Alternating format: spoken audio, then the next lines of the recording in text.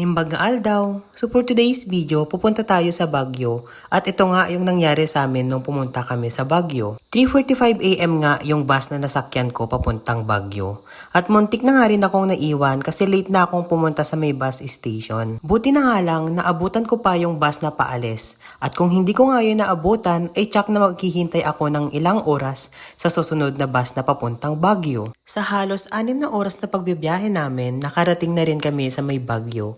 At nandito na nga kami sa may Partas Station. May discount nga pala yung pamasahe ko papuntang Baguio kasi dinala ko yung aking student ID.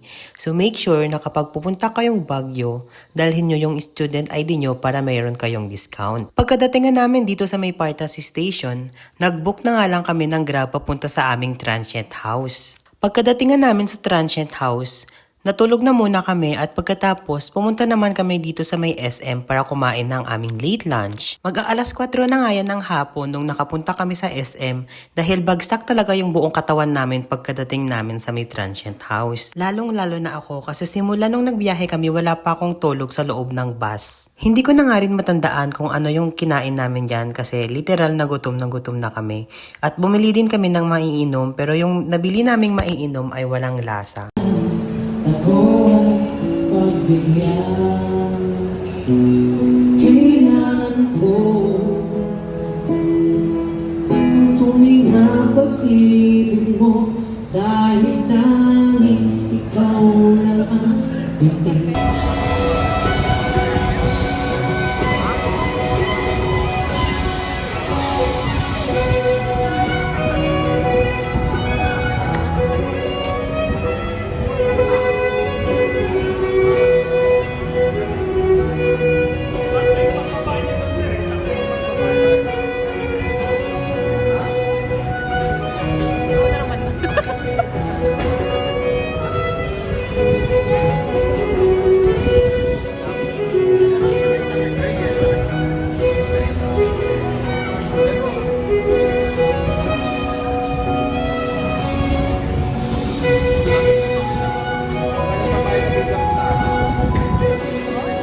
Halos nalibot na nga rin namin ang buong SM kakalakad dahil wala naman kaming masyadong gagawin dyan kundi kumain lang sana ng tanghalian.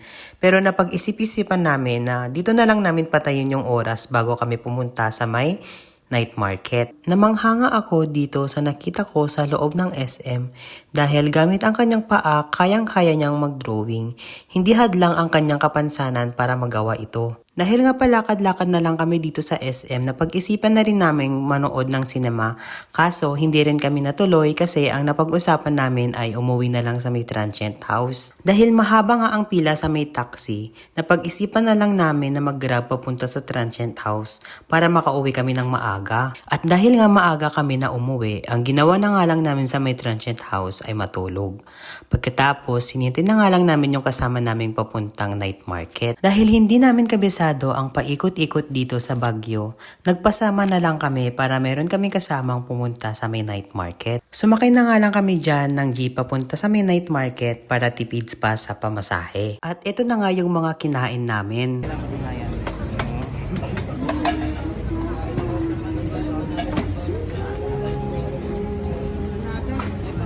Dito na po muna.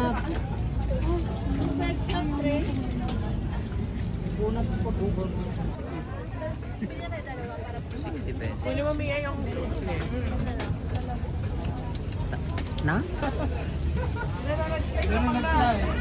Hindi ka mamay. Palit. Itong dalawang to. Gamay mo na naman kami dyan. Nananahilig na kami sa'yo. Yes, bota niyo po. Mix ba? Bigyan ko kayo ng malutong. Ano mix po ba? Liver po. Oo, English daw. 4? Hindi, isa lang. Isa pesa. At chicken oven. Chicken skin. Pagkatapos nga namin kumain at yun na rin yung hapunan namin, eto, nagtingin-tingin nga kami dito ng mga gamit katulad ng damit at mga jacket na bibilhin namin at bumili na nga rin kami dyan ng bag. Pagkatapos nga namin bumili, pumunta na rin kami sa may Session Road at nagpicture-picture kami doon pagkatapos umuwi na rin kami kaagad. See you sa part 2, bye-bye!